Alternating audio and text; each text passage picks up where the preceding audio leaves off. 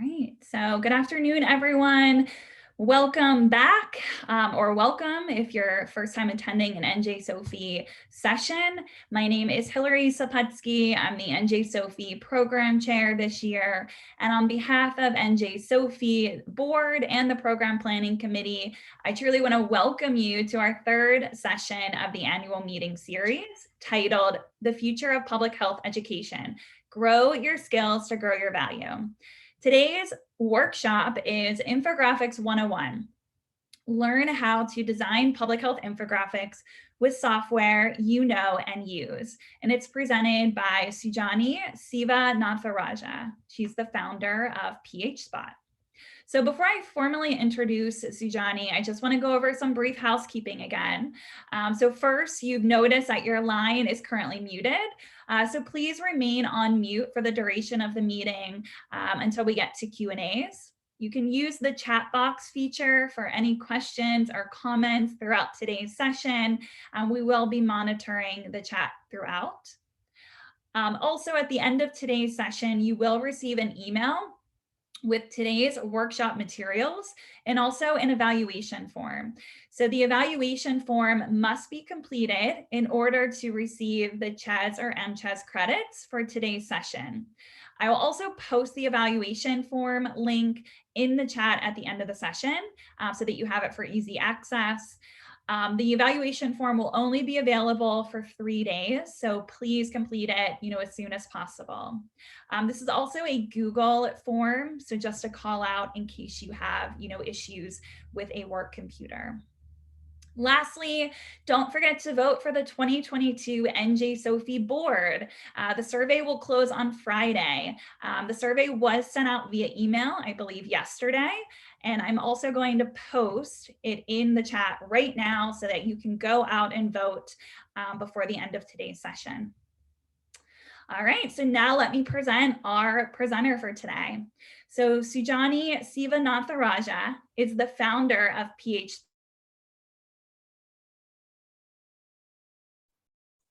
I'm so sorry, Hillary. I just muted you. I'm so sorry.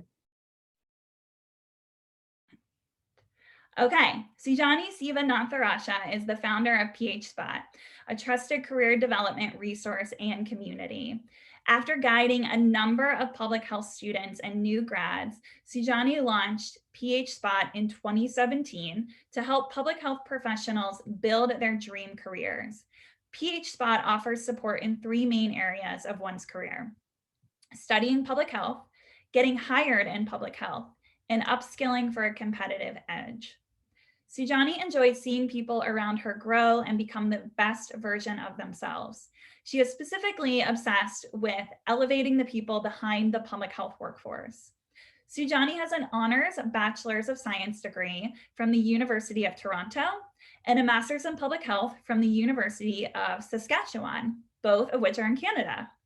She is an epidemiologist by training and most recently became a mom. Congratulations, Sujani. And with that, I will hand it over to you to kick us off.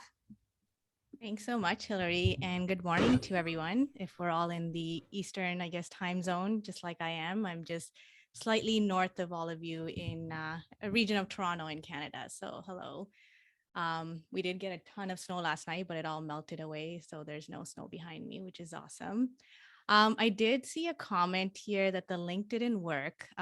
So hold on a second. Let me share my screen. There is a workbook that goes along with today's workshop so that you can complete some of the activities that we're going to do together. So let me know, and maybe Hillary or Linda can jump in and let me know if people are having trouble with those downloads.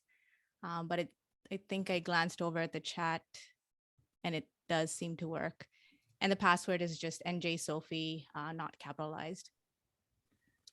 Okay, so if everyone is able to grab just the workshop download, there's a PDF version and a Microsoft Word option. If you want to print it out or type it in, either works. And then there's additional guides there, and I'll cover what those are and how you can use them later on after this workshop is done. So before we start, quickly just about myself, and thank you, Hillary, for the introduction. As I mentioned, became a new mom, which has been super exciting. I'm also an epidemiologist by training and the founder of PhSpot, which is being kind of a passion project, which has grown into what it is today. And really, I built PhSpot and I do these workshops because I love public health. I love to teach and empower my community, and I also love design. And so with this workshop, I'm able to kind of merge all of those interests together. And a quick disclaimer that I'll be using a lot of different examples of infographics that I found online, of course, and just to put it out there that they're not reflective of views of PhDBot or myself, and they've been kind of used here for learning purposes. Um, and maybe before I get into this, I'm not able to see the chat in my kind of full size window. So if there are questions that you'd like me to answer as we are going through today's session, either Hillary or Linda will jump in and stop me. So feel free to use the chat window to interact with each other, but also ask questions to me. So I had asked Hillary to do a quick survey for me just so that I could get a sense of what the participants experience and kind of what they're hoping to get from today's workshop would be. Pulled out 2 of the 3 questions that you did answer. If anybody registered after November 18, it's not included here. So this is anyone who's registered before November 18.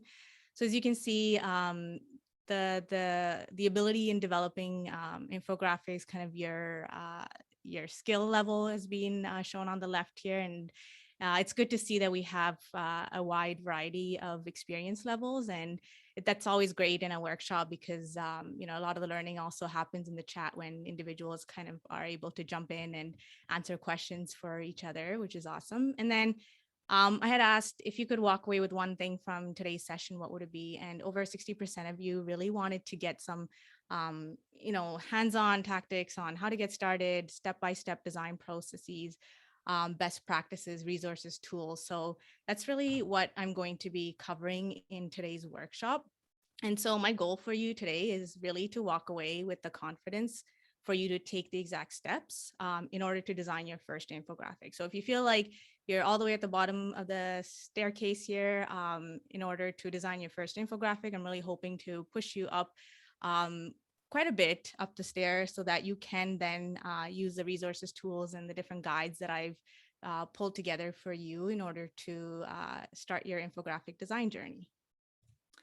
And specifically what we're going to cover, and these are my optimistic timelines of how long we're going to spend on each of these sections, but hoping to, quickly talk about what are infographics, why use them in public health. I don't think I really need to convince this group that it's important. Communication is important in public health, so hoping we can just touch on that for 5 minutes. We'll talk about a little bit about how to use infographics in our work. We'll talk about the anatomy, elements, and layouts for infographics, a 9-step process to designing infographics, tools that you can use that you already have access to and know how to use in order to design infographics. And then throughout all these sections, we have mini exercises, but in this last section, I'm hoping to do a longer exercise where we replicate an existing infographic that's been developed by the WHO to show you that it really is easy if you can really dissect an infographic down to its elements to be able to create something that looks very professional using software that you always use, like PowerPoint or Keynote if you're a Mac user, or Google Slides.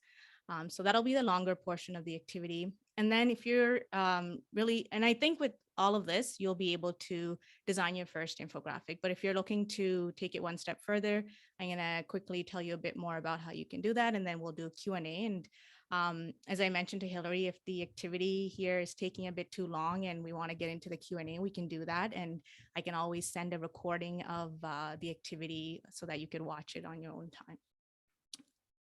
So if you're able to download the workshop workbook, it'll help when we're going through some of the activities. And further down on that page, there are some take-home guides that you can download. And a lot of the content that's in today's slides are kind of packaged in a way that you could kind of have off the side of your desk and use as you're designing your infographic. So the slides won't be shared, but all of the content has been shared in those take-home guides. So starting with what are infographics and why use them in public health, going down to the basic definition of what infographics are, they are visualization of information, which is data, knowledge, or ideas. And really, they're a different method of communication. We have been typically, known to write up very long reports in public health. At least that's been my experience. And infographics really allow you to summarize information that you're already communicating in other forms. So infographics aren't a replacement for a report or a manuscript that you're producing. They're really a way to summarize all of that and present it to a different audience, or to encourage your population to pick up that detailed report or ask more questions about your larger report or manuscript or research project. And ultimately, the goal of an infographic is to communicate complex public health information with your audience so that it can be quickly consumed and easily understood. And when we think about infographics, because of social media and kind of the internet, we've seen the rise in popularity within public health.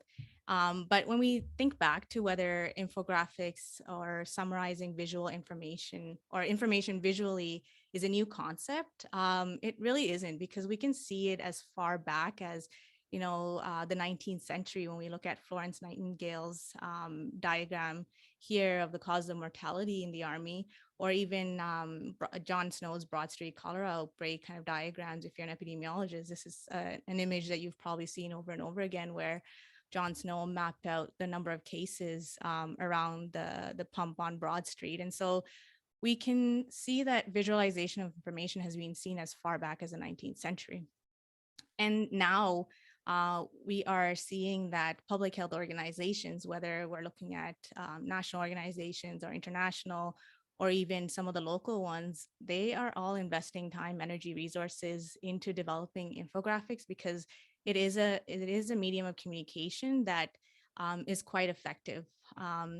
And something else that really excites me is that we're also seeing it being taught at the university level. So this paper here summarizes one professor's experience teaching undergraduate students to visualize and communicate public health data with infographics. And then personally myself, I've been invited to speak at numerous classes to kind of integrate infographics into different assignments and lessons that professors are teaching.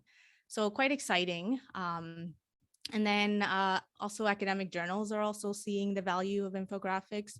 We can see that the British Medical Journal, or even the Journal of Public Health Management and Practice, they've got space dedicated where they are summarizing their manuscripts into infographics so that readers can really take away some of the key pieces of information and the key messages. And then if they're interested in kind of, understanding the methods or the conclusion, then they could pull up the article. And when we think about why infographics for public health, and as I mentioned, I don't think I need to convince this group that communication is a large part of our work, and that depending on the population that you're interacting with, you need different methods of communication. So infographics really, serves as a great way to share information quickly to whether they're decision makers or your senior management folks, the general public, or that could include different community groups or even children. Infographics acts as a way to really effectively communicate information. And then kind of a note, and with COVID-19, we've seen, misinformation, disinformation kind of circulating. And I think the need for quality information communicated to the different populations that we work with, that we serve, and that we truly care about is top priority. And, it's just my kind of little spiel of saying that we have a responsibility. And if we can't stop the misinformation from kind of populating the internet, we have a responsibility to saturate it with accurate information and information that we know will get to the populations that we serve. So, that's a fairly quick intro. And if there are no questions in the chat, I might just check in with Hillary and Linda. I'm going to jump into the next section. No questions. You're good to go. Great. Okay. So this first section is really looking at different ways that you can use infographics in your work. And I'm going to cover 4 ways. And as I'm going through them, really think about what pieces of work that you have lying around on your desk that you could potentially convert into an infographic because you'd really like to disseminate it further, or you'd really like a certain population or audience group to learn more about this piece of work. So the first section that we're going to touch on is research data and survey results. So the example I have here on the right, one of them is summarizing kind of Canadians who are reporting the longest wait times, and it's being summarized into visually appealing little graphic here, as well as the example here at the bottom, summarizing information about a different program that this group in the UK has facilitated. So, if you have research data and survey results kind of lying around, you'd really like to communicate it with your team members or maybe your community group. An infographic is really a great way to do that. And some examples just to help you brainstorm could be evaluation survey results from a workshop, training, or conference. You could summarize questionnaire or survey data collected from your grad school assignments or projects. If you work on the front line with patients, maybe satisfaction survey data is something that you collect, and you could summarize that into an infographic to really communicate to funders, for example. Any needs assessment data or community health survey data could be summarized into an infographic. If you've evaluated a program, maybe there's survey or questionnaire data that has come from that you could summarize into an infographic. The second one are reports and manuscripts. This is kind of how I started using infographics in my public health work. I really didn't like producing 30-page annual reports that no one really read. So in addition to those 30-page reports, I would create one-page infographics that summarized everything. And if our team members or senior management was interested in learning more, they had that 30-page report. So think about whether you have organizational strategic plan reports that are pages and pages long, really great information, really important information, but no one really picks it up to read it. Could you summarize all of that into an infographic? If you work with infectious or chronic disease data, perhaps you create weekly reports and their charts and tables, and maybe those could be made into infographics similar to surveillance reports. Perhaps you published a peer-reviewed manuscript and you'd really like your community group to take home or understand some of the key messages. If they're not able to download that manuscript from whichever repository it remains in, perhaps an infographic is a really good way to disseminate that that manuscript and the findings from that. So those are some examples of reports and manuscripts. Awareness campaigns and educational products. So do you have information on how individuals could access services? Do you have information on diseases or disorders that you'd like to communicate? Or perhaps there are patient insert packages that are just 2 to 3 pages of text. Could you convert that into an infographic so that patients really understand what it is that you're trying to communicate with them? So that's a really powerful way of using infographics to communicate with the community that you're working with. And finally, organizational or team updates and policies. Annual reports could also fall into this group, as well as project proposals or project status updates, standard operating procedures, organizational policies. So anything that involves a lot of talking, maybe lots of slides that you're explaining to your team or your organization. Perhaps a one-pager infographics at the end of your presentation could help to summarize the key messages and really what you want people to think about and understand and maybe act on. So that's another category where you could use infographics in your work. And so this brings us to our first activity. I want everyone to take maybe 5 minutes and thinking about the 4 categories, and I can put that back up on the screen that we just discussed. I want you to think about whether there are pieces of work that you're currently working on, that you've worked on in the past, or you will work on that you can tie back to these different categories. And I want you to use this time to really get started and start thinking about your first infographic that you're going to design, or maybe it's your fifth infographic, but use this as a time to brainstorm, get those wheels moving, and so that at the end of this workshop you're feeling pumped, excited, have the tools, have all the brainstorming already done, so that you could really start working on it. So I can watch the clock, and maybe we can take 5 minutes to brainstorm something that you're working on that could fall into these categories. And if you are comfortable sharing, it'd be great to have that going on in the chat as well. If you can pop in there things that you're working on that you really think could make its way into an infographic. So I'm seeing some examples: education to address COVID vaccine hesitancy, practice dashboards for physician groups, biweekly reports, evaluation results, health survey findings. Yeah, this is great. And I'll just put up the 4 groups for anyone else that's still brainstorming away.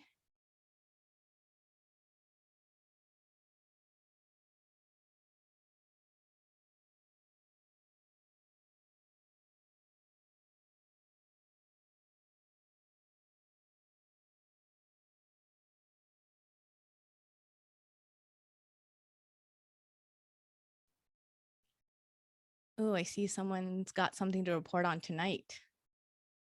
That's awesome. Vulnerable populations assessment. Good luck with that, Robin.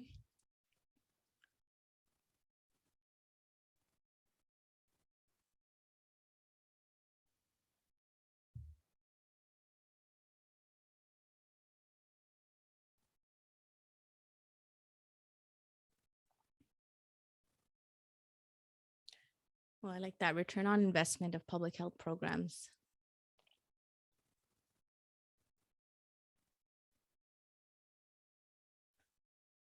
All right, I'm seeing the chat slow down, so I might use that as cue to continue, but definitely keep adding to the chat. I'm sure myself included will all love to hear the different ideas that you're all popping in there.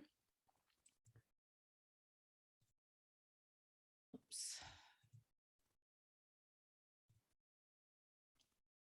Okay, so the next section, I'm going to walk through the anatomy of an infographic, the different elements that kind of make up an infographic, and different layouts for you to consider. And we'll have activities throughout each of these sections so that you could really understand the different concepts. Okay, so when we think about an infographic, obviously you've seen various different designs, styles, but ultimately, similar to, oops, thought I heard somebody, maybe not. Okay. Ultimately, they all follow a similar structure. You have a beginning, a middle, and an end. The beginning typically is the header, and within that section, you would find the title, a subtitle, and sometimes a brief intro. And then in the middle section of an infographics, you will have the body, and there you will find the subheadings, different pieces of data, information, whether that's numbers or text or charts. Those would go in the body. And then have the background info for what happened. And the call to action. In the footer, you typically find the logo, references, and where to go for more information. I have an asterisk on both call to action and where to go for more information. Depending on kind of the objective of your infographic, you might have the call to action large, more prominent in the body. But if it's not something that you care for visibility, you can plop that into the footer. So the 2 examples here, you could see that they've chose to include the where to go for more information down in the footer. So you see, learn more about this work, and there is a URL at the bottom. Similarly here, use these tips and learn more about talking with your doctor at, and then there's the URL there. So again, ultimately, regardless of how an infographic looks like, you're always going to have a header, the body, and the footer section. And so this activity, what I want you to do is pop open Google Images. And there I want you to type in the topic of interest, whatever that may be, diabetes, some sort of chronic disease, infectious disease, COVID-19, and the word infographic. And I want you to just browse through different infographics that you find in Google Images, and pick one that really, that you like. Don't spend too much time, since we're only going to take 5 minutes to do this activity, and just make sure that it's from a reputable organization. I typically like to add the organization's acronym when I'm searching. So, diabetes, infographic, CDC, and you'll be able to find some great examples. If you want to remember which infographic you used for these activities, feel free to write the title of the infographic in your workbook and who it was developed by, so you could find it again. And there I want you to kind of reflect on that infographic and see if you can identify the header, the body section, and the footer. And so what we're doing in these next few exercises is take an infographic, and we're going to use the same one for the next 3 activities. See that you can dissect the infographic beyond the actual content that's there. We're going to dissect it down to the design elements that are used to develop the final product. And so when you find one, feel free to plop that into the chat as well, so we could all kind of see what everyone's working on. And if you have any questions, also feel free to add that in the chat about identifying the header, the body, and the footer. So we'll take 3 to 5 minutes perhaps to do that. And here's the example again. I'm going to open the chat to see what you're all.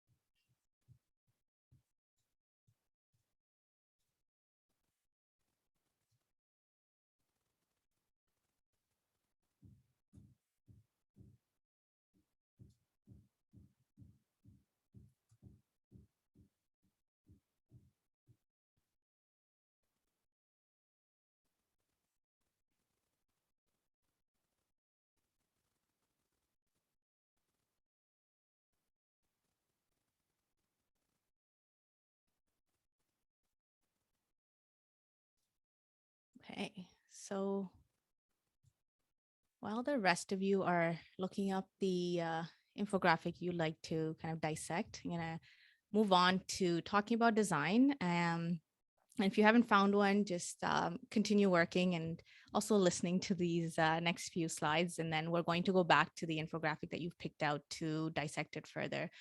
So when we think about design, it's really a plan of arranging different elements in a way to accomplish a particular purpose. And so when we think about design elements, we are talking about things like line, shape, color, typography, and texture. And in the next few slides, we're going to look at some examples of how these elements are used. And then the principles of design, they are what helps us understand how to arrange these different design elements in a way that's aesthetically pleasing. And these principles include things like balance and contrast, rhythm and space. We won't be covering the principles of design in today's workshop just due to time, but if it's something that you're interested in getting more into, I'll definitely talk about it when I tell you about the self-paced course at the end. So looking at line first, a line, it can be either implied or literal. You can have lines that are completely filled in, or you can have dotted lines like you see on the right.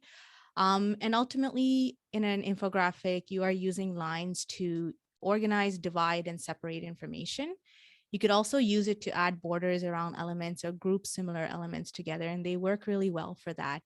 So if you start on the example on the right here, they've used dotted lines here to separate out different sections of the infographic. So this part talks about obesity, then we have a line here to talk about alcohol misuse. And even within that section, there is a vertical line that kind of separates this piece of information from the information on the right. So you can use the line to organize, divide, and separate information. Here, they've used lines to kind of group similar pieces of information together. So, think about how you could use lines in your infographic to really organize your information. When we talk about shapes, we're talking about, icons.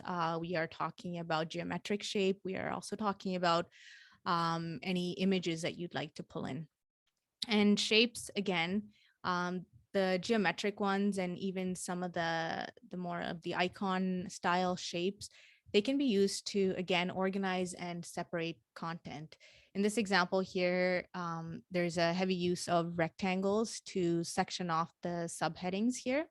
And they've also used circles here to really bring focus to some key numbers on this infographic. Similarly, on the example on the left, they have used icons to highlight some of the key numbers in this infographic. And using shapes also sustains your audience's interest because it helps to break up text in your infographic. So these here are examples of abstract shapes, and the ones on the right are examples of geometric shapes. Color, obviously there's the definition of what color is, and it's a property possessed by an object of producing different sensations on the eye in the way that it reflects or emits light. When it comes to color and infographics, there are some tips and best practices I'd like you to keep in mind. Always go for simple color combinations. And the rule of thumb is to often just use 2 to 3 colors on your infographic. You want to stick to perhaps one dominant color and then 1 to 2 additional accent colors. And color has meaning. So make sure you understand your audience and align color to your message as well as your audience. And, when you have text present on your infographic, as much as you'd like to use different color combination, always ensure that readability is your primary goal. And so that's those are kind of the top best practices to keep in mind. And these have been summarized in the take-home guide that I mentioned early on. So you'll be able to read about that a bit more there. The other thing is typography, and that's really the art and technique of arranging type or fonts is another way that you would label these. And we have typeface and font. So typeface is that family of fonts that you would be using. So think of this as a song and an album. The typeface is the album, and the fonts would be kind of the individual songs. So when you're using fonts on your infographic, make sure that each font has a specific purpose. So what I mean by that is if you are going to be using a Helvetica regular font at size 36 for your titles, make sure that's what you're using for all of your titles, and you're not mixing it up for title, your body, your footer. So really have a purpose for each font that you are using.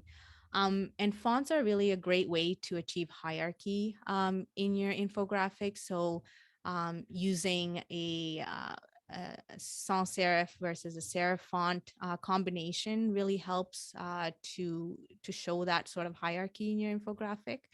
But also think about accessibility. If you're working with a population or a group that readability or accessibility should be top of mind, make sure you prioritize that over the combination of sans serif and serif fonts. Okay, so now that we covered those 4 elements, I want you to go back to that infographic that you pulled up for activity number 2 and dissect that infographic to identify the different elements that were used to develop that product. So can you identify any lines? Can you identify any shapes? If so, how many shapes do you see? How many colors have been used? How many fonts have been used? And how many font sizes have been used? So really want you to take a look at it, not for the content, but the design elements in that infographic. And I'll give you 5 minutes for this one. It might take a little bit longer. And when you're done, if you can type done in the chat, we know that we can move on to the next section. So Johnny, there was one question while everyone's doing that. Yeah, for sure. About the font. And the question is, how does sans serif or serif indicate hierarchy? Great question.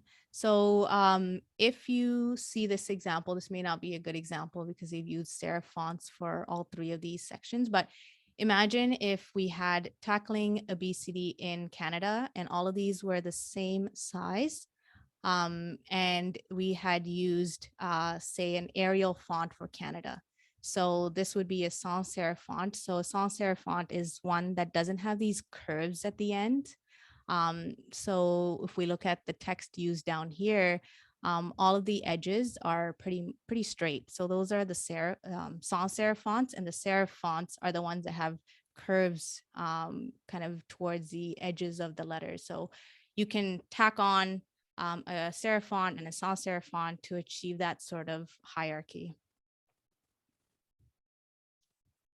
Yeah, so I see Colleen has shared a great resource there, My Fonts resource, and you can use various different tools online. There are great tools, and I've included that in one of the toolkits that I've shared in the workshop downloads. It helps you pair different fonts, and you could use those tools to help you identify which fonts you'd like to use in your infographic, because I agree it is quite challenging to pick out different fonts to use in your infographic that look visually appealing and work well with kind of your product. Yep, I can go back to the different elements. There you go.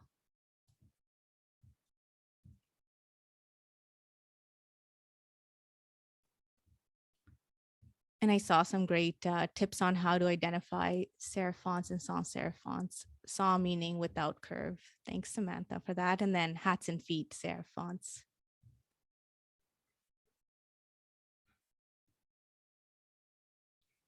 Yeah, I see Sunita's question. Would you recommend sticking with one or two different types of fonts to avoid visual confusion? Yeah, that's my preference too.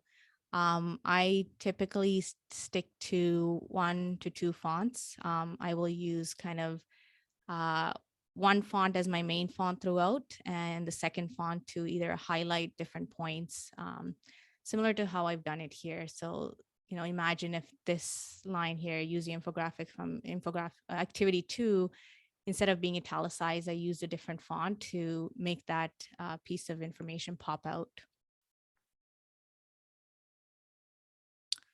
Julia's question, what are your thoughts about the use of many colors in the detailed pictures within an infographic, example for people represented? Yeah, I think if I'm understanding that correctly, Julia, are you asking about, say, photographs being used in infographics?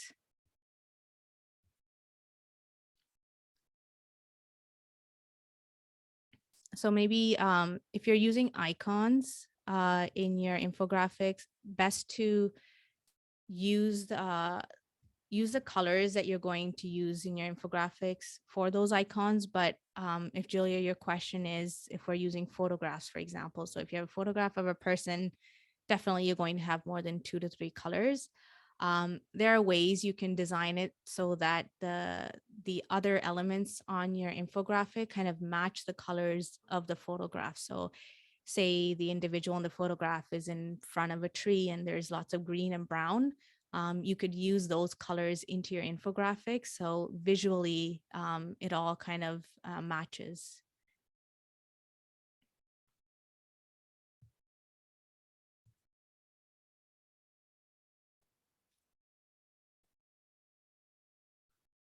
Okay, I'm seeing a lot of dones. Oh, I see another question. What are your recommendations for an audience that might include individuals with color blindness or any other visual disability? Sunita, in one of the take-home guides, there's a toolkit there. I've included a link there, and I can't remember what it's called. That website kind of helps you decide whether, or not decide, but it assesses your products to see if it is something that works well for people with color blindness. There's additional tools. That's not the only tool available online. Typically, you don't want to use various color combinations where, red and green, for example, that people with color blindness may not be able to see clearly. So you could use tools like that online to have your product kind of be scanned through their tool, and then they'll kind of give you a rating of how accessible your product is.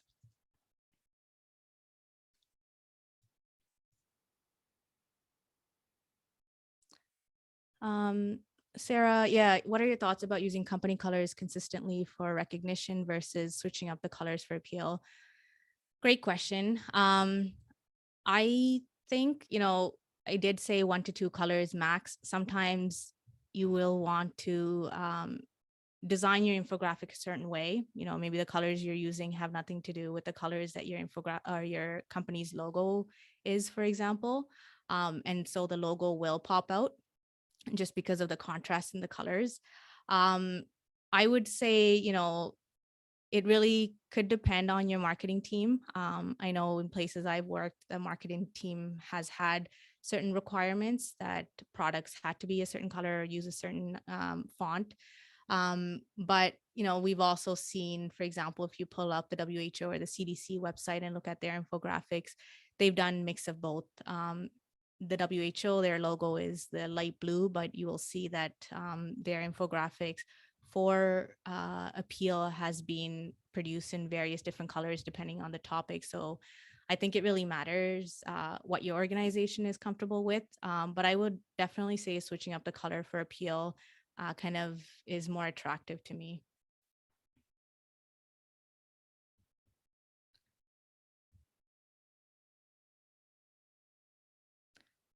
Philip, yeah, using graphs and pie charts, how do you limit color when using them?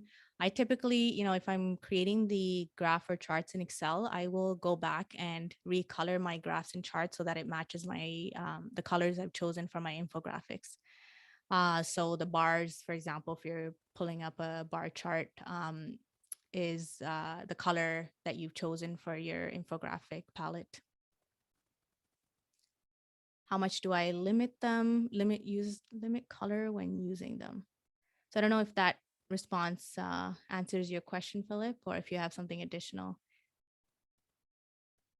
But just to summarize, I often recolor my graphs and charts so that it does match the colors of my infographic. Great. Okay, I saw a lot of dones, so let's move on to the next section. I'm going to talk about a few layouts next, and just keep in mind that these are only general guidelines. I'm going to cover 5 layouts. If you Google infographic layouts, you might get various other ones like a resume layout or geographic layout or different ones different ones that people have categorized. But these are the 5 that I find work really well for kind of public health information. So we'll go into them. Use them as general guidelines. They are not set in stone. And you'll see what I mean. So the first one, you'll see them called statistical infographics or data infographics.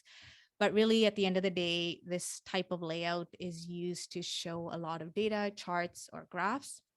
And the key here is that you're putting the focus on the data. And then you're using different visual elements to tell the story behind your data.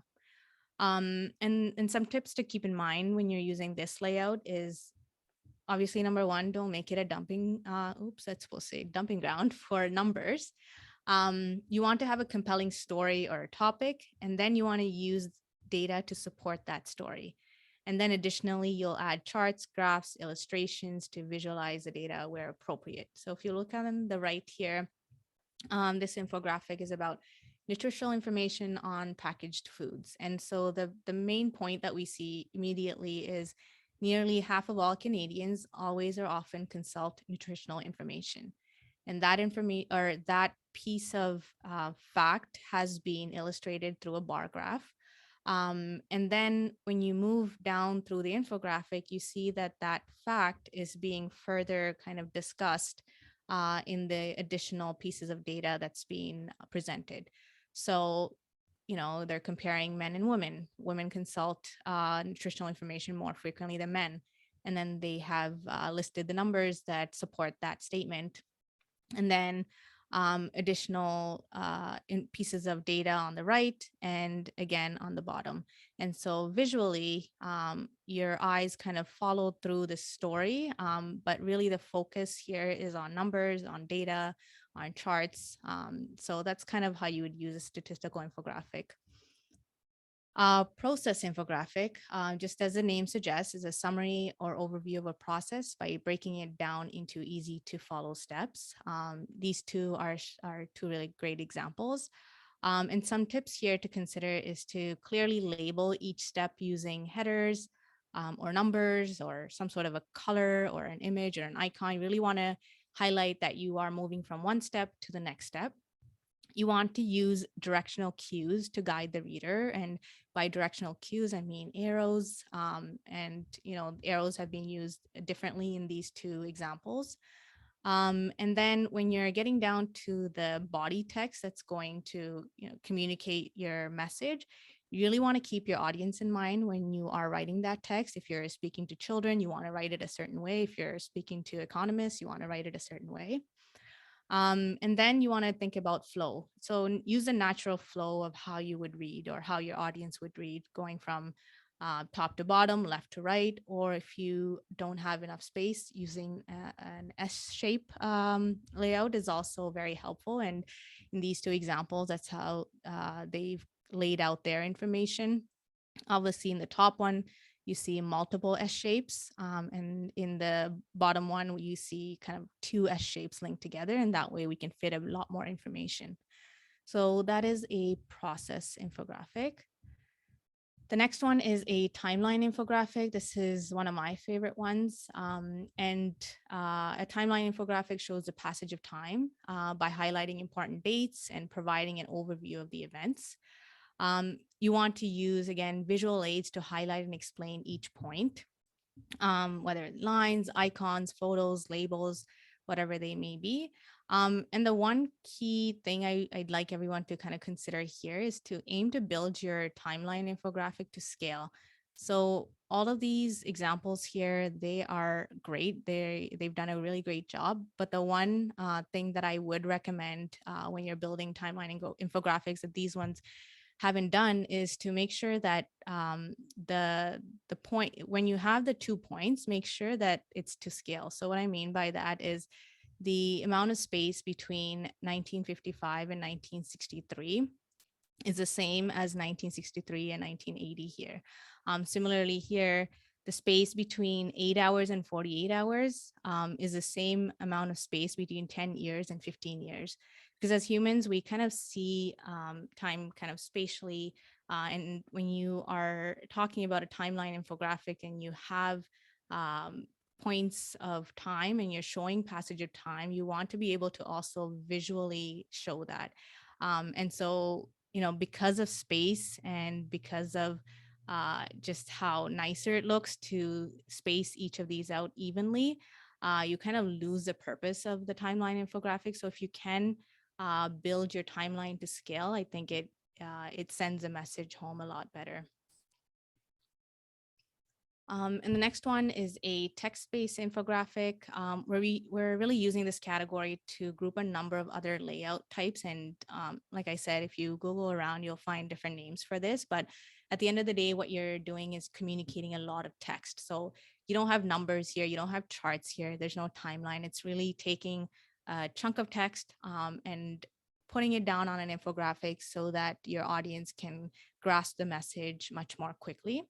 And some best practices or tips to consider here is to use eye-catching visuals to separate and emphasize different points. So if we look at the example on the right, we're talking about causes of antibiotic resistance. So one way to communicate this information is have a paragraph of just text. The more effective way, in my opinion, is to have an infographic like this, very simple.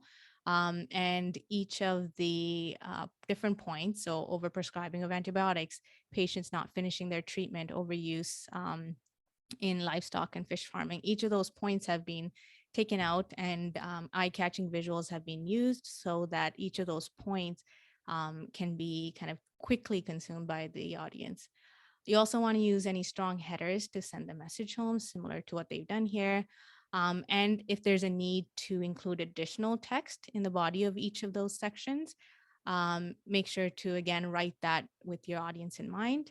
Don't make it too lengthy. Again, yeah, keeping the audience in mind. And then this final layout, I think it's the one that gets used quite a bit. And it's really, for me to highlight to you that you don't have to stick to one type of infographic. You can mix around different ones and combine it in order to create an infographic that achieves your objective. So this one, for example, uses text, timeline, as well as statistical to showcase data. At the top, they've summarized text information. In the middle here, if you zoom it up, you see that this is actually a graph. And they've also added in kind of information at each of the points in time. So it also kind of serves as a timeline infographic. So that's also a really great way to showcase both data and timeline. All right, so let's go to the activity here. And again, I want you to use the infographic that you pulled up for activity number 2 and see if you can answer the question below. Look at it again and see if you can pick out what layout has been used in this infographic. Was it one that focuses on data? Are they showing a process? Is it a timeline infographic? Are they summarizing a lot of text? Or have they combined multiple different types of infographics? If so, which different types have come together to produce this infographic? And if you can share it in the chat, that'd be great.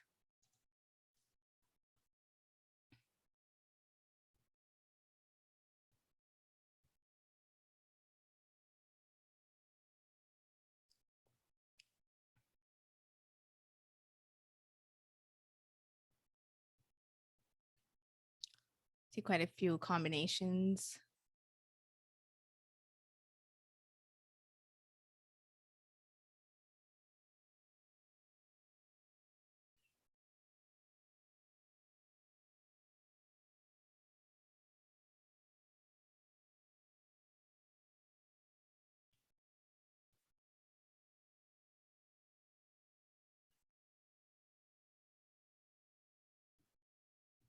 Nice.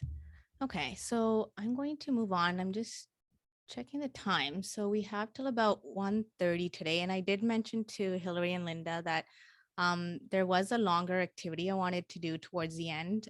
It's the 6th activity, so one more after this. But in the case we prefer doing Q&A, I may opt to not do that activity live, but instead do a recording of it and send it out or send it to you all through Hillary, if that's okay. But I think we can reassess maybe closer to 1:30 to see where we're at.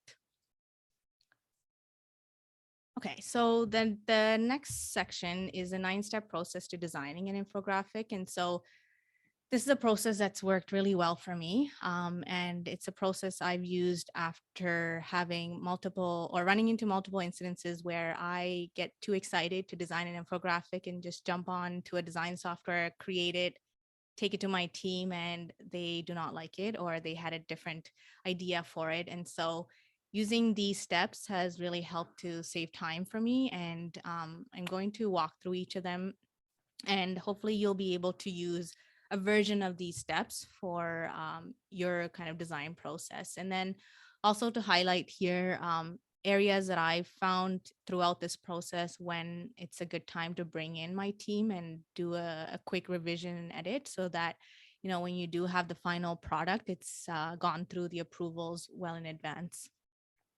And then these steps here, 3, 4, and 5, it's quite cyclical, meaning um, you may start with finding a story to tell, and then looking at your data and finding inspiration. You kind of spend quite a bit of time in this space, I feel. And so just acknowledging that you might take a bit of time in these 3 steps, and that it's okay.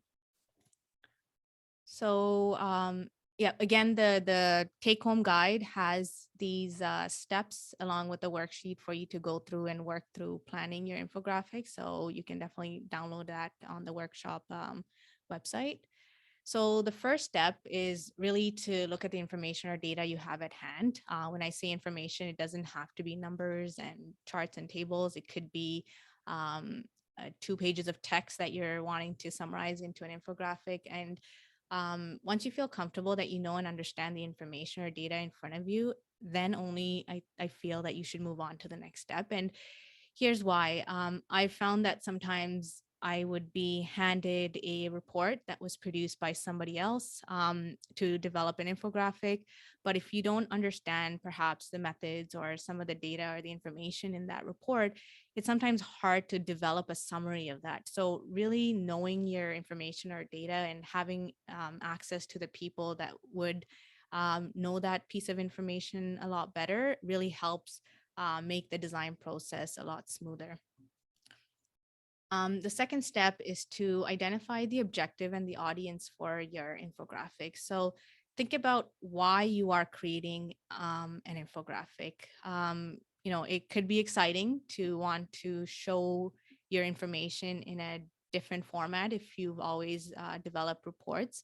But really understanding the objective and your audience is going to help produce a more effective infographic. So think about your audience. And when you do that, there's 4 questions.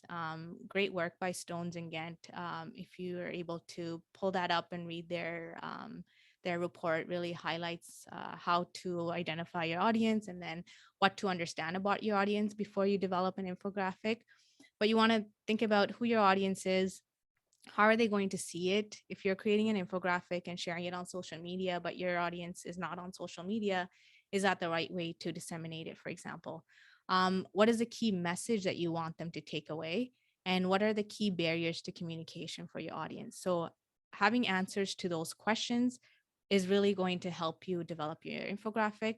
And then also identifying a clear objective for your infographic. So is it a behavior change that you're looking for? Is it for your audience to pick up your full report or your full manuscript to read it? So why is it that you want to develop an infographic and disseminate it? So a helpful way to kind of put that down in writing is to fill in the blanks here. So here's an example. I'm going to use the data that I've collected through an online survey for whatever project to create an infographic that will summarize preliminary findings. And the audience for this is my team members so that I can present it at an upcoming meeting. So it could be as simple as that, or it could be a behavior change that you're trying to promote within a community group. Okay, so moving on to activity 5. I want you to think about the work that you do and the population that you serve, and think about these 4 questions. Um, these 4 questions are going to take quite a bit of time. So I think for the purposes of today's workshop, I just want you to focus on number 1.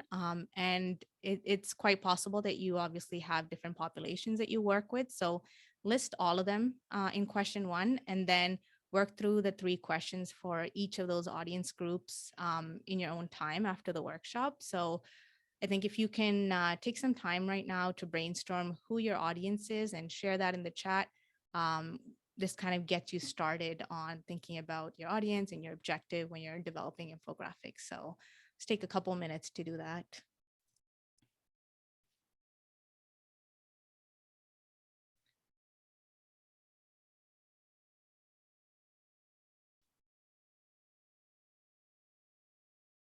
I see a question, Caroline.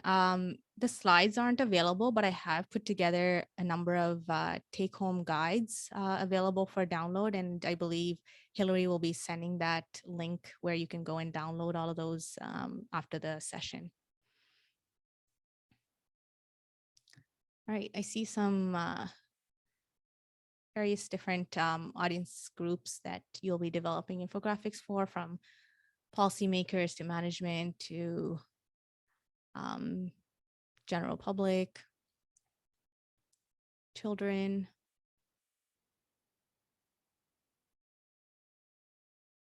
I saw one that's very, very descriptive, which is great. I think the more descriptive you can be. Low income population, uninsured men and women above 21 years old. So really understanding your audience will make sure that your infographic is designed in the most accurate way.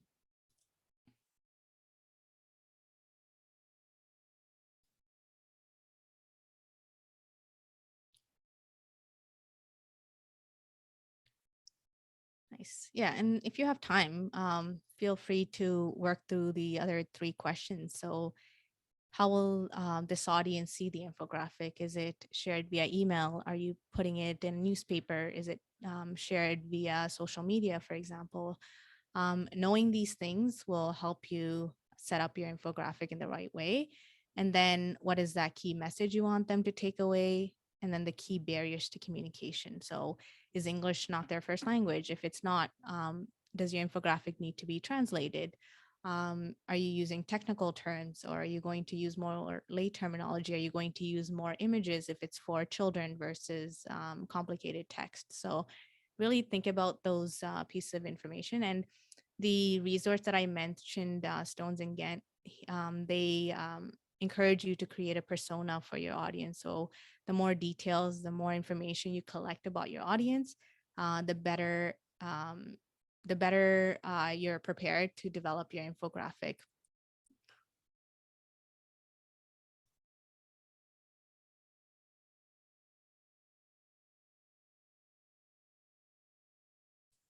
Nice. Okay, so let's move on to step 3.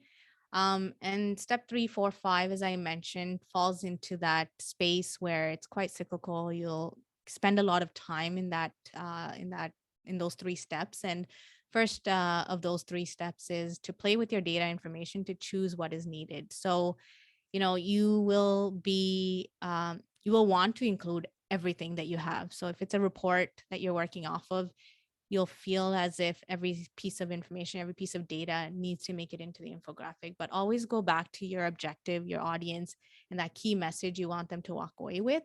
And based on that, what helps me is to group all of the data information I have into 3 boxes or 3 buckets. There's critical information. So there's information that or data that needs to be absolutely shared with your audience. And if you don't share this piece of information, your objective is not met. So dump all of those pieces of information and data into that first box. The second and third box, labeled important and extras, the important information, if it doesn't, it should make itself into the infographic. But if it doesn't, you can still achieve your objective. The key message will still be communicated to your audience. And then the extras are obviously, things that it's not the end of the world if that piece of information doesn't make its way into the infographic. And for those individuals who are curious or want to learn more, you've included a link, and those extra pieces of information will be available should the audience member want to search for it. So it's a good way or a good practice to kind of group your data information into those categories so that you don't feel as if you need to include every piece of information on your infographic. And the next step is to find a story to tell. And we think about, what is a narrative? It's simply a story presenting a sequence of facts, right? And it's gradually leading your audience to that key message, that take-home message that you want them to walk away with. And so that key message or that story is going to be developed with your objective in mind, the audience, as well as the important data or information that you have access to. And so this will be the story that you tell. And this story will drive how you place information on your infographic, which will then drive the call to action. What is it that you want your audience member to do with this information on the infographic? So if we look on the right here, the example is Seniors Falls in Canada. And the key message here that we're wanting to communicate with the audience is that falls are the leading cause of injury among older adults. We have a piece of data there that supports that. And further, we are going on to talk about how we are able to support this message with additional data. And then towards the end, we see the good news is that falls are preventable and action can be taken by all. Read the full report, and then there's a link. So think about what that key message is, how you're going to communicate that with your audience, and then what is that call to action that they're going to take towards the end of your infographic. And then the third part of that kind of cyclical process is to find inspiration. Um, and the key tip here is don't reinvent the wheel. So if you type in just infographic into Google search, you will find millions and millions of examples. Um, Ultimately, I believe that the data or information that you want to share could be laid out in a way that somebody else has already kind of done and kind of showed you an example of. So find inspiration, and it doesn't have to be that you take one infographic and try to see if you can use that as inspiration for yours. You can find multiple ones.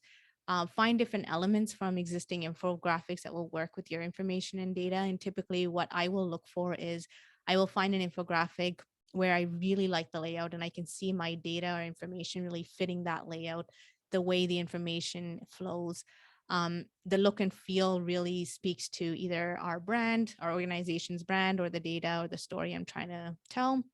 The color palette is something that I always look for if I'm kind of finding inspiration online, and the font and the way that's placed on the infographic. So you can find multiple different examples of infographics online and use those as inspiration for your own, which we'll get into the next few steps. But don't reinvent the wheel, because there's already millions of examples out there, and you will be able to use a few examples as inspiration to create your own. So these three steps, playing with your data information to see what makes it into your infographic, finding inspiration, and finding a story to tell, those three things, it may not go in that order, but you will spend some time with those three steps to really understand what your infographic is going to look like before you even start to design it. And then in step 6, you want to draft out all of the copy or the text that will appear on your infographic. So think about the title, the introduction, subheadings, key facts, the calls to action, any footer information, any references, all of that. You want to have all of it typed out, reviewed and edited by your team, approved by your team before you even start putting it into your infographic, because that will save you time. You're better off getting all of the approvals and edits done on text format versus on an infographic after you've designed it, after you fiddle around with alignment. The moment you take out a couple of words or a couple of letters, the alignment or the structure or the layout kind of changes. So really have all of that copy or the text approved ahead of time. And then finally, not finally, step 7 is where you are going to sketch out what your infographic will look like. And by sketching out, it doesn't have to be on a software. You can literally take out a piece of paper, draw out different placeholders where different elements are going to appear. And you want to think about any images or icons you're going to include. So you don't necessarily have to draw the actual image. You can have placeholders similar to the examples shown here. So think about shapes, think about graphs, think about color, think about font, write those all out, sketch it out. So visually you can see exactly how it's going to look. And then step 8 is where you are going to lay down that sketch using a design software, which we will cover in more detail in the next section. And 3 things I want to kind of highlight here when you're laying down your sketch using a design software is you want to decide on the design platform you're going to use, grouped into web-based ones or desktop-based ones. And I'll talk about the differences between those two and the pros and cons. How you're going to frame your infographic end product, so size and orientation. And then you're going to start designing. And the question that I get asked most often is, don't I need expensive software to design infographics? And the answer is no. And we will also get into that in the next section. And then finally, you are going to finalize and publish your infographic and then disseminate it. Typically, there are three different file formats that you can publish your infographic in: PDF, JPEG, PNG, and really will depend on what your dissemination method is going to be. So if you're working with a printer, maybe that's something you can ask your printer. If These are kind of handouts that you're giving at an event. If you're uploading it to your website, speak to your marketing or communication department who manages your website to ask them what size or what format they'd like the product in. So once you identify that, you can download it in these 3 formats and then disseminate it the way that you need to. And then a couple of things to mention. I always get asked, what if my organization already has a dedicated design, marketing, or communication team, and they're the ones who take care of designing infographics? And my response to that often is that, yes, working in collaboration with the design, marketing, or communication team definitely saves a lot of time.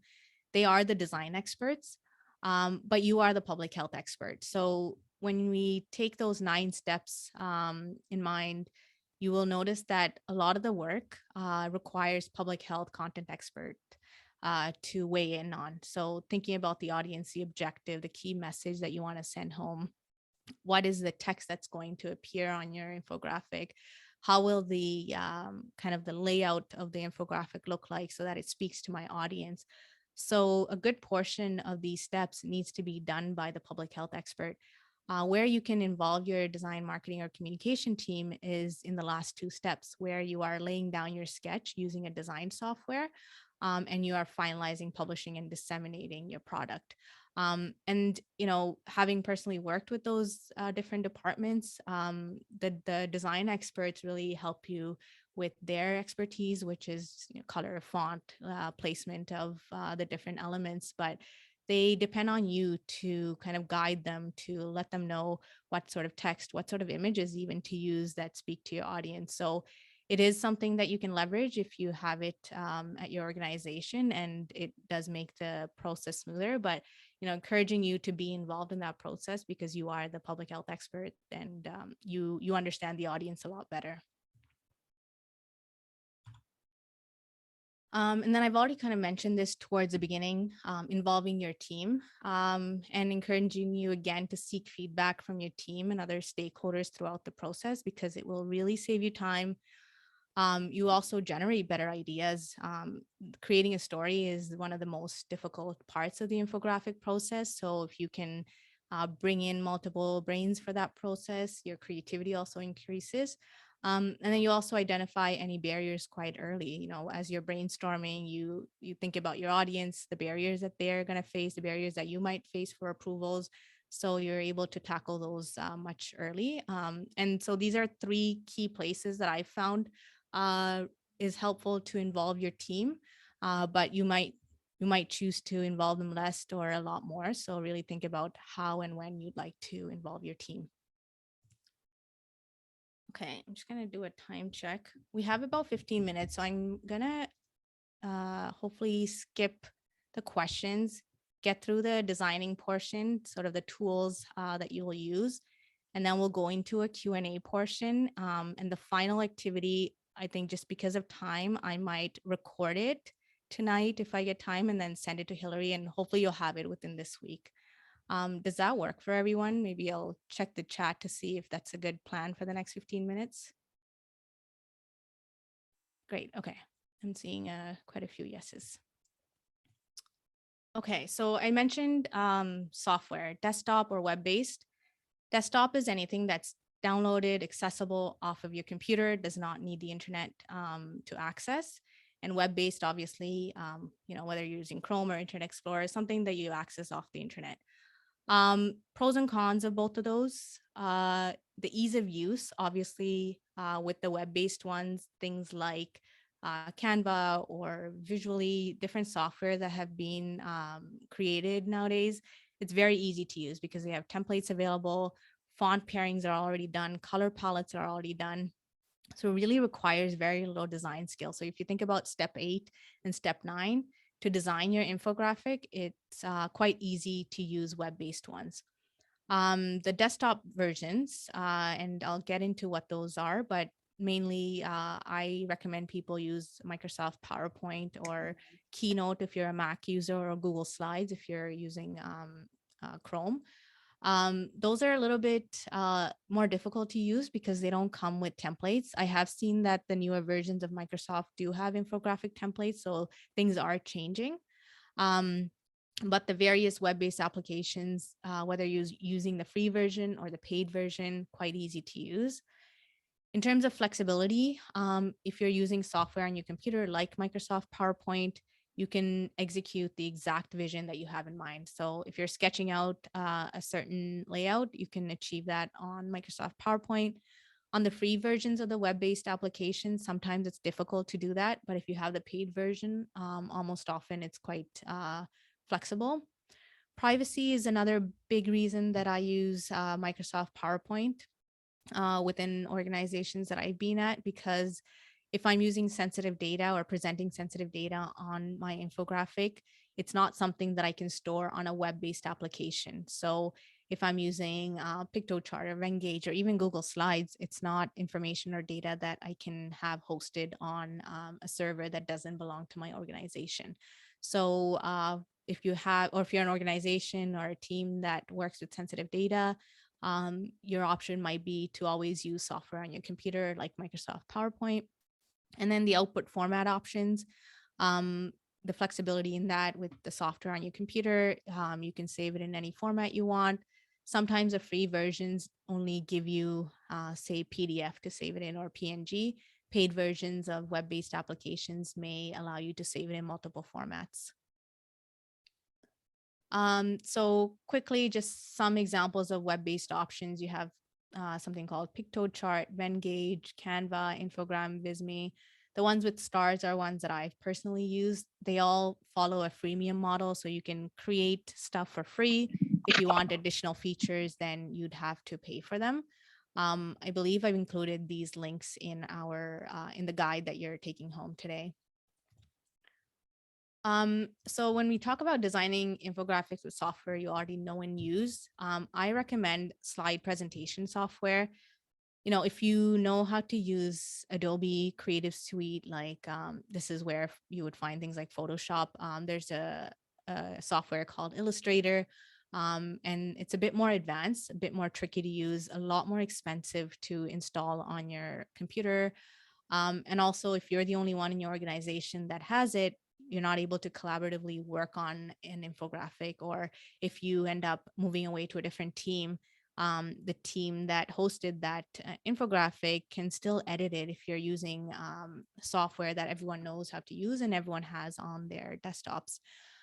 So for PC users, PowerPoint is a great example of that. And then for Mac users, Keynote, they're both slide presentation software and they're all desktop based, which means that if you are working with sensitive data that cannot leave your organization's server, then these two are kind of your only options. Google Slides is another presentation software, but it is a web-based presentation software, which means that you do need to think about privacy there.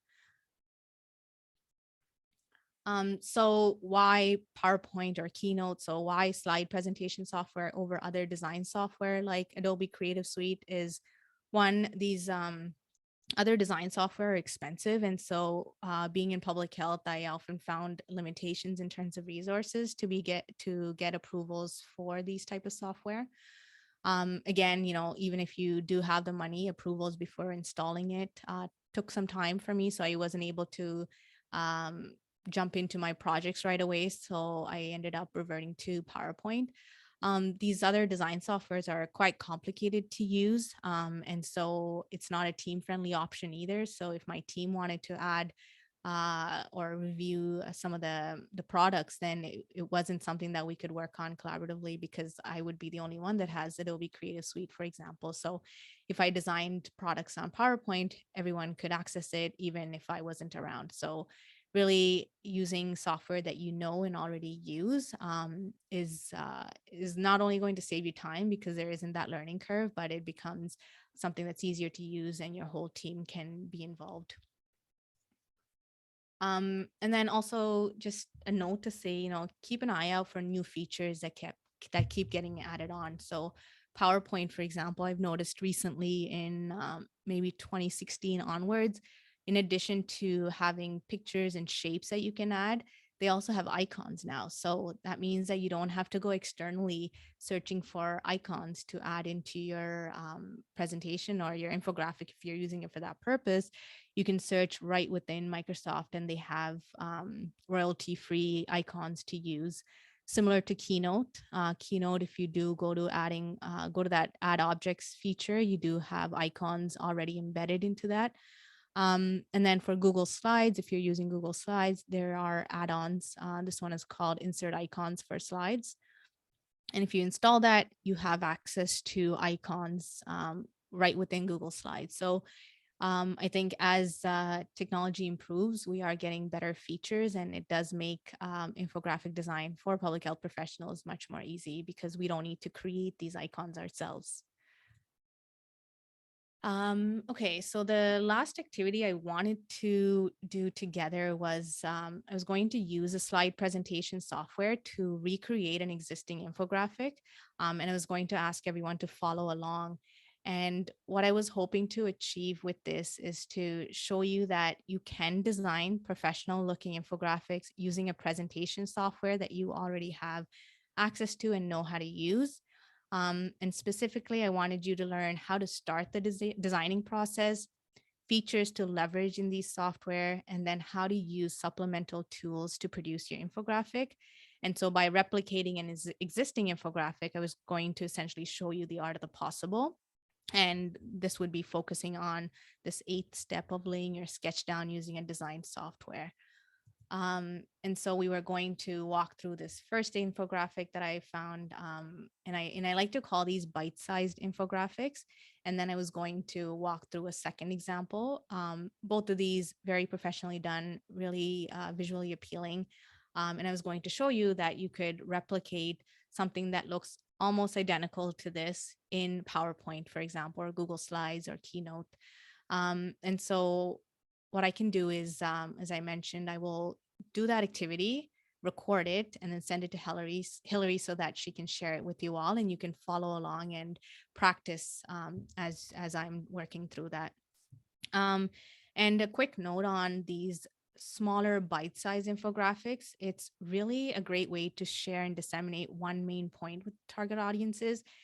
It's quick to create, so the time investment is very low, and it's a great project to start with to build your confidence. So if you've never designed an infographic, thinking about building a much more detailed one feels like you can't achieve it. So sticking to these bite-sized, very targeted piece of information you want to share with an audience is a great way to start. And once you produce this, it's got multiple uses. It could act as a standalone product.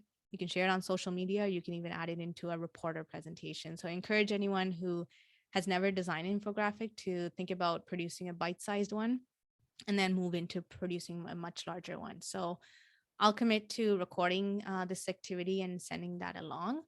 And really, when we were going to do this, there are 4 basic steps, and you're going to open the software that you're going to use, whether it's PowerPoint, Keynote, Google Slides.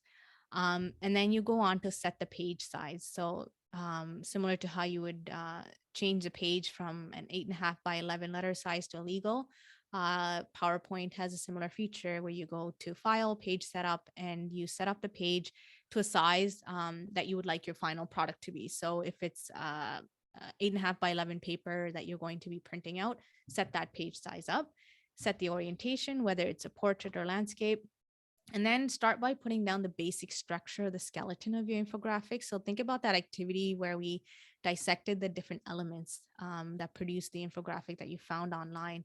And so starting with the different shapes, lines, images, text, and color, you're going to lay that down in that order. Then you would work on aligning and spacing, and then you would publish it. So really, when you break it down, there are only 4 basic steps to laying down your infographic onto a design software. And you'll see that when I send the recording. And so, with the remaining 5 minutes, I'm going to just quickly mention the self-paced course we have, and then we can jump into questions. I'm happy to stay behind past 1:30 to answer some questions. So the workshop today, it was built off of a larger kind of self-paced course that we've offered since 2018 called Infographics 101, How to Design Public Health Infographics with Software You Know and Use.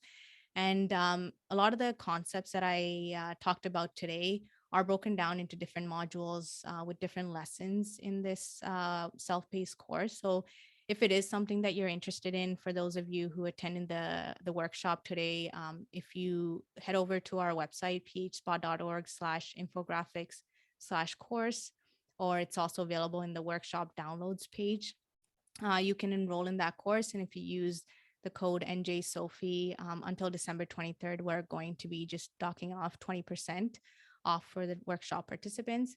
And you can walk through a lot of the concepts that we talked about today in more detail. And yeah, if you have any questions about that, feel free to email me. I have my email on the last slide, and you can ask me questions about it. And then some final thoughts. I just want to say, practice, practice, practice. The first infographic that you're going to produce is not going to be perfect, and that's okay. The more you practice, the better you're going to get at it. So even if you're not asked to develop an infographic at work, think about maybe the next presentation that you're giving to your team. Instead of a bunch of slides with text on it, could you summarize your meeting in an infographic and just have that up on the projector? Could you summarize survey data instead of text-based report? Could you put that into an infographic? So really think about where you could use and practice these skills. Over time, you'll develop your own style. So be open to that. In the beginning, you might be finding inspiration from others' examples, but eventually you're going to develop your own time. And then also teaching other public health professionals. Not only are you spreading the knowledge and the skill, and teaching them that they can actually create infographics to disseminate their work, but it's also a great way for you to practice and build a confidence. So by teaching them these skills, you're kind of reinforcing your own skills, and you could also create a community of individuals within your organization that kind of look to you as the expert, but you're also empowering other people in your organization. So those are kind of my three final thoughts for today's session. And that kind of brings me to the end of the workshop today. And again, I'll highlight the workshop downloads page. It'll ask you to put in a password. It's just NJSOPHIE, no capitalizations. You will find today's workshop workbook, as well as take-home guides. And I'll just quickly show you here. So you have the two workbooks here. If you're interested in the self-paced course, you can click here. The code has already been added if you click that button. And then we have 3 take-home guides. The applications that we talked about, how to use infographics in your work. We have that as a guide. There's a cheat sheet here that summarizes the design elements, the different layouts, the 9-step process worksheet, as well as I think this is either a 5-page tool list. So tools where you can find your inspiration, tools that help you design your infographic, just various different tools that I've come across. I've summarized them into that. And then there's a quick workshop evaluation. I think there's about 3 questions just to get some feedback about how today went. So if you could fill that out as well, that would be wonderful. Okay, so with that, I am going to see if there are any questions. I'll check the chat here. Okay, and feel free to take yourself off mute if you do have a question. I did see one question about the web-based programs, and if there's one that you prefer. I have used which one? The PictoChart quite a bit. That has worked well for me in the past. I have not used PictoChart in about a year, and I've seen that Canva has also added quite a number of new features. So those 2 would be kind of the ones that I've used quite a bit. But as I said, I really depend on PowerPoint quite a bit, and use other infographics as inspiration to then create it in PowerPoint. So, as we're answering questions, I can kind of show you this one. For example, this was the example we were going to walk through. And here's me breaking it down into the different elements. So if you look at this infographic, we see a bunch of rectangles, a bunch of different icons. So, immediately I just put down those rectangles, put down the circles, put down the icons, and then I've brought in the logos here. And then I've added the colors. Already it's looking like the example that we just saw. And then I'm adding the text, and here you see the actual example, and then adding more text, aligning it all, and we have a product that looks very similar to this. So I use PowerPoint or Google Slides or Keynote if you're a Mac user, and inspiration that I find online to then create it in PowerPoint. Great. Any other questions? Feel free to put them in the chat or come off mute. Hillary, I'm just going to jump in. I just have one comment, I suppose. This was so wonderful. And Sophie does a annual infographic contest, and I don't think anyone from New Jersey has ever won. So keep your eyes out for that. I'm trying to find when they run it, but they do have student and certified CHES and MCHES categories. So I'm a little inspired to try. So I hope maybe we'll see some folks entering next time they have it. Great. That's awesome. Yeah. And I mean, if you're interested in the self-paced one, when you say contest, it just reminds me every year we also provide scholarship to students. So if you are following us on Instagram or are subscribed to our newsletter, in the fall, we end up giving away a couple of scholarships for that full course as well. So yeah, thought I'd mention that as well. Wonderful. And two last plugs. I know we're over 1:30, but we'll stay on if there are additional questions. But one, if you are looking for CHES or MCHES credits, or you can get 1.5 credits for today, please complete that evaluation that I posted in the chat. It'll also be sent to you via email. You should have received it already. And then two, don't forget to vote for the 2022 NJ Sophie board. Voting will close on Friday. So just another plug for that. Any other questions or comments for Sujani?